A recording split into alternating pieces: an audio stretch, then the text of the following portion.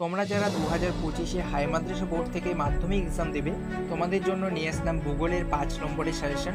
এই সাজেশনটি সম্পূর্ণরূপে নির্বাচন করেছেন ভূগোলের বিশিষ্ট শিক্ষক স্যার ধীরজচন্দ্র বর্মন। স্যার কিন্তু গতবারও সাজেশন করেছিলেন তোমাদের হাই মাদ্রাসা বোর্ডের জন্য। গতবারে কিন্তু 100% কমন ছিল ভূগোল থেকে। যদি বিশ্বাস না হয়ে থাকে তাহলে ভিডিও আপলোড করা আছে, অবশ্যই চ্যানেলে ভিজিট করো এবং ভিডিওগুলি দেখো গতবারে কেমন কমন আসছিল এবং কতটা কমন আসছিল। এবারও কিন্তু 100% কমন আসবে। কমন নিয়ে তোমাদের কোনো টেনশন করতে হবে না, কমন আছে আর আমরা আছি, তোমরা শুধু নিজের মতো করে পড়াটাকে গুছিয়ে নাও। তো দেখো, ভূগোল সাবজেক্টটি কিন্তু তোমাদের দুটি অংশে বিভক্ত।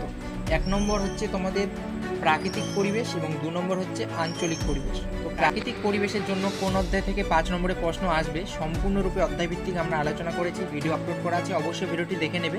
আজকে আলোচনা করব ভারত অধ্যায়। তোমাদের ভারত অধ্যায় থেকে কোন কোন প্রশ্ন আসতে পারে 5 নম্বরের জন্য সমস্তটাই আলোচনা করব। অবশ্যই কিন্তু ভিডিওটি কন্টিনিউ দেখবে এবং কোশ্চেনগুলো স্ক্রিনশট করে নেবে, অবশ্যই প্র্যাকটিস করবে। তো ভারত অধ্যায়টি কিন্তু তোমাদের দুটি অংশে বিভক্ত। 1 নম্বর হচ্ছে ভারতের প্রাকৃতিক পরিবেশ এবং 2 নম্বর হচ্ছে ভারতের অর্থনৈতিক পরিবেশ। তো ভারতের প্রাকৃতিক পরিবেশ থেকে তোমাদের 5 নম্বরের দুটি প্রশ্ন আসবে এবং ভারতের অর্থনৈতিক পরিবেশ থেকে তোমাদের 5 নম্বরের দুটি প্রশ্ন আসবে। মোট 4টি প্রশ্ন আসবে ভারত অধ্যায় থেকে। তার মধ্যে তোমাকে যে কোনো দুটি প্রশ্নের উত্তর করতে হবে, মোট 10 নম্বর। আর বললাম কি, প্রাকৃতিক পরিবেশ থেকে তোমাদের 4টি প্রশ্ন আসবে, করতে হবে দুটি, 10 নম্বর, মোট কিন্তু 20 নম্বর। এই 20 নম্বর কিন্তু তোমার হাতের মুঠোয় থাকবে এই ভিডিও দেখার পর। কিন্তু শুধু ভিডিও দেখলে হবে না, যে কোশ্চেনগুলো বলা হচ্ছে ভিডিওতে অবশ্যই কিন্তু প্র্যাকটিস করতে হবে, যদি প্র্যাকটিস না হয়ে থাকে তোমার। তো তোমাদের ভূগোলে 5 নম্বরের প্রশ্ন বিভাগ মতে থাকবে। ক নম্বর দাগে থাকবে 5 নম্বর দাগের 5.1 দাগে 5 নম্বরের প্রশ্ন থাকবে প্রাকৃতিক পরিবেশ থেকে।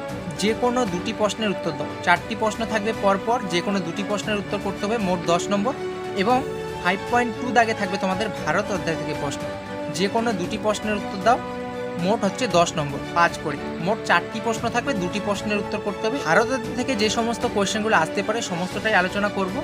আর 5.1 দাগের যে সমস্ত কোয়েশ্চেনগুলো রয়েছে গুরুত্বপূর্ণ, সমস্তটাই আলোচনা করা হয়ে গেছে অলরেডি। তো অবশ্যই কিন্তু ভিডিওটি দেখে নেবে, বারবার বলছি। তো চলো তোমরা দেখে নাও ভারত অধ্যায় থেকে যে সমস্ত কোয়েশ্চেনগুলো তোমাদের প্র্যাকটিস করতে হবে 2025-এর জন্য। মান হচ্ছে 5, তোমাদের 3 এবং 2 নম্বর 1 নম্বরের জন্য পরবর্তীতে ভিডিও করা হবে খুব তাড়াতাড়ি। তো অবশ্যই কিন্তু চ্যানেলটি সাবস্ক্রাইব করে রাখবে ভিডিওগুলি পাওয়ার জন্য। এটা হচ্ছে ভারতের প্রাকৃতিক পরিবেশ। এখান থেকে যে সমস্ত কোশ্চেনগুলো প্র্যাকটিস করতে হবে, 1 নম্বর, ভারতের মৃত্তিকাকে কয় ভাগে ভাগ করা যায় ও কি কি, যে কোনো দুটি ভাগের বর্ণনা দাও। অথবা এই কোশ্চেনটাই ঘুরিয়ে দিতে পারে যে পলি মৃত্তিকা, ল্যাটেরাইট মৃত্তিকার বৈশিষ্ট্যগুলি লেখো। অর্থাৎ পলি মৃত্তিকা, ল্যাটেরাইট মৃত্তিকা এবং কৃষ্ণ মৃত্তিকা, এই 3টি মৃত্তিকা কিন্তু ভেরি ভেরি ইম্পর্টেন্ট। অবশ্যই কিন্তু দেখে রাখবে এদের বৈশিষ্ট্য, সংজ্ঞা, উদাহরণ। অর্থাৎ মৃত্তিকা থেকে কিন্তু তোমাদের একটি প্রশ্ন এবার আসার সম্ভাবনা প্রবল, স্যার কিন্তু বলে দিয়েছেন। তো অবশ্যই মৃত্তিকা থেকে দুটি প্রশ্ন হয়, এই দুটি প্রশ্ন অবশ্যই কিন্তু প্র্যাকটিস করবে, ঠিক আছে।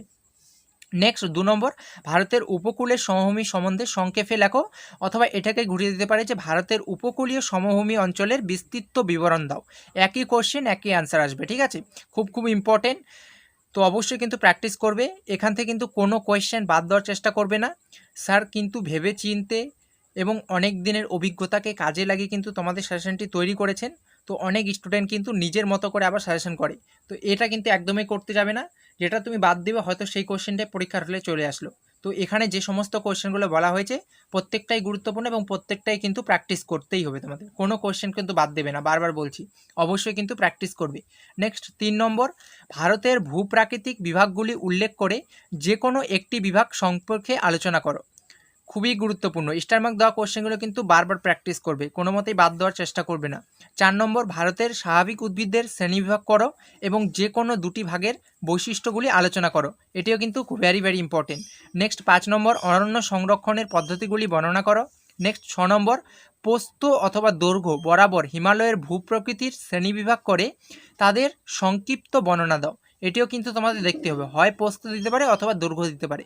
নেক্সট 7 নম্বর, গুরুত্বপূর্ণ, ভারতের পূর্ব উপকূল ও পশ্চিম উপকূলের সমভূমির বৈশিষ্ট্যগত পার্থক্য আলোচনা করো। ভারতের পূর্ব উপকূল ও পশ্চিম উপকূলের সমভূমির বৈশিষ্ট্যগত পার্থক্য আলোচনা করো।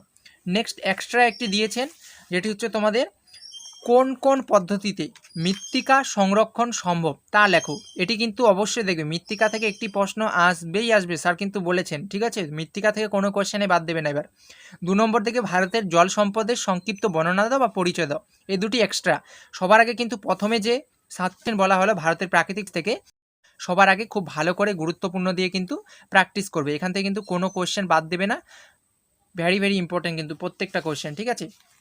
নেক্সট আলোচনা করব তোমার ভারতের অর্থনৈতিক পরিবেশ। এখান থেকে যে সমস্ত কোশ্চেনগুলো প্র্যাকটিস করতে হবে, ভারতের অর্থনৈতিক পরিবেশে কিন্তু তোমাদের কৃষি, শিল্প, নগর এবং পরিবহন রয়েছে। তার মধ্যে কিন্তু কৃষি থেকে এবার একটি প্রশ্ন থাকবেই, কৃষি এবং পরিবহন। কৃষি থেকে থাকবেই 100% স্যার বলেছেন, এবং পরিবহন থেকে আসার সম্ভাবনা রয়েছে, ঠিক আছে। কিন্তু কৃষি থেকে প্রত্যেকটা কোশ্চেন খুব ভালো করে প্র্যাকটিস করবে। তো 1 নম্বর কোশ্চেন এখান থেকে যেটা প্র্যাকটিস করতে হবে সেটা হচ্ছে ভারতের ধান, আখ, তুলো, কফি, গম এবং চা চাষের বা উৎপাদনের অনুকূল ভৌগোলিক পরিবেশ আলোচনা করো। এইখান থেকে একটা প্রশ্ন থাকবে। এখানে মোট 6টা প্রশ্ন দেওয়া হয়েছে, ধান, আখ, তুলো, কফি, গম এবং চা। আখকে কিন্তু আবার ইক্ষুও বলা হয়, ঠিক আছে। তো ইক্ষু দিয়েও আসতে পারে। এর মধ্যে কিন্তু ধান, আখ বা ইক্ষু এবং তুলো, কফি, এই 4টা কিন্তু ভেরি ভেরি ইম্পর্টেন্ট। এই 4টা হওয়ার পর, কমপ্লিট করার পর গম এবং চাটা কিন্তু খুব ভালো করে মুখস্থ করে নেবে। অর্থাৎ এখান থেকে একটি প্রশ্ন 100% কমন পাবেই পাবে, স্যার কিন্তু বলে দিয়েছেন। এবার কিন্তু তোমাদের হাই মাদ্রাসা বোর্ডের আসবেই এখান থেকে একটা প্রশ্ন। তো এখানে 6টা বলা হয়েছে, 6টাই কিন্তু খুব ভালো করে প্র্যাকটিস করবে। নেক্সট 2 নম্বর তোমরা করবে শহর গড়ে ওঠার কারণগুলি আলোচনা করো, গুরুত্বপূর্ণ। নেক্সট 3 নম্বর ভারতের জনবন্টনের তারতম্যের 5টি কারণ ব্যাখ্যা করো। নেক্সট পূর্ব ভারতের লৌহ ইস্পাত শিল্পের একদেশী কেন্দ্রীয় ভবনের কারণগুলি বর্ণনা করো। নেক্সট 5 নম্বর ভারতের নগরায়নের প্রধান সমস্যাগুলি আলোচনা করো, গুরুত্বপূর্ণ। নেক্সট 6 নম্বর পরিবহন ব্যবস্থার গুরুত্ব আলোচনা করো। এই 6টা কোশ্চেন কিন্তু মোস্ট ইম্পর্টেন্ট, অবশ্যই কিন্তু এই 6টা কোশ্চেন গুরুত্বপূর্ণ দিয়ে করবে। নেক্সট এক্সট্রা দেখে রাখবে 2টি কোশ্চেন, যেটা হচ্ছে ভারতের পেট্রো রসায়ন শিল্পের অধিক উন্নতির কারণগুলি লেখো। আর 2 নম্বর একটু গুরুত্বপূর্ণ রয়েছে, অবশ্যই দেখবে আধুনিক যোগাযোগ ব্যবস্থার সেলফোন ও ইন্টারনেটের গুরুত্ব আলোচনা করো। আধুনিক যোগাযোগ ব্যবস্থায় সেলফোন ও ইন্টারনেটের গুরুত্ব আলোচনা করো। তো এ কটা কোশ্চেন রয়েছে তোমাদের ভারতের অর্থনৈতিক পরিবেশ থেকে। তো ভারতের থেকে 2টি পার্টেরই প্রশ্ন আলোচনা করা হলো, মোট 4টি প্রশ্ন আসবে এবং 4টি কমন পাবে। এখান থেকে আমরা লাস্ট মিনিট সাজেশন করে দেবো তোমাদের শেষ মুহূর্তে পরীক্ষার। তো অবশ্যই কিন্তু যে কটা কোশ্চেন বলা হলো অধ্যায়ভিত্তিক, অবশ্যই কিন্তু প্র্যাকটিস করবে। এই কোশ্চেনগুলোই তোমাদের কিন্তু গুরুত্বপূর্ণ। আর বারবার বলছি, এখান থেকে কোনো কোশ্চেন বাদ দেবে না, গুরুত্বপূর্ণ দিয়ে প্র্যাকটিস করবে। তো দেখা হচ্ছে কোনো নেক্সট ভিডিওতে। সবাই ভালো থেকো, সুস্থ থেকো।